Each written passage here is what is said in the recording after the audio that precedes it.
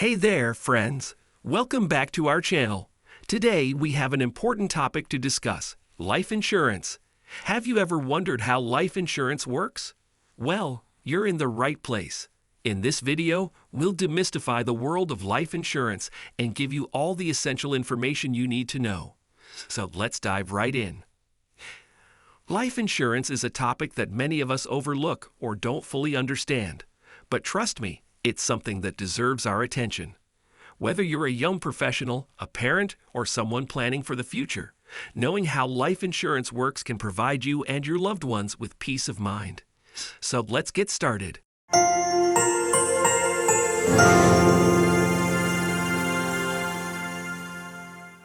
Everyone is going to die sometime, but then, how do life insurance companies make money? Life insurance is essentially a contract between the insured and the insurance company that pays out if the policyholder, the insured, dies. The life insurance money generally goes to a family member or beneficiary, but how can this be profitable for the insurance company? Everyone dies after all. Well, it all has to do with how the contracts are set up. There's generally two types of life insurance: term life and permanent life. Term life covers the insured for a set amount of time, generally somewhere in the range of 15 to 30-year periods. If you die in that period, the policy pays out. If you don't, then you get nothing as you're no longer covered. In this scenario, life insurance makes a little bit more sense as it removes the possibility of every policyholder eventually dying. Since it's only a given period of time, insurance companies can run complicated and sort of morbid models to determine how many people will die in a given group, what your risk of death is, and conversely, this allows them to properly set your life insurance rates.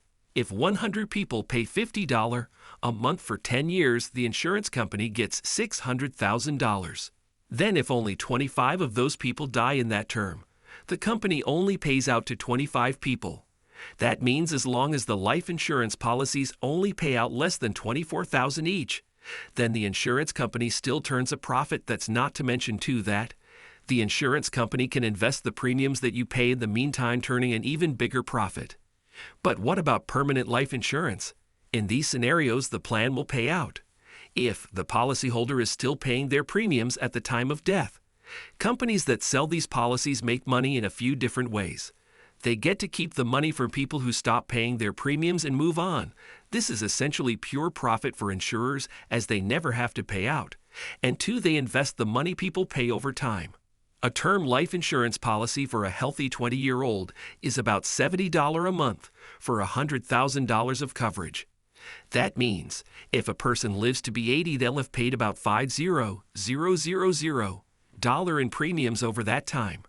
They would still get about 2x return on their money, but if the insurance company invested that money over that time, they could turn it into several $100,000 at a modest interest rate of return thanks to compounding interest.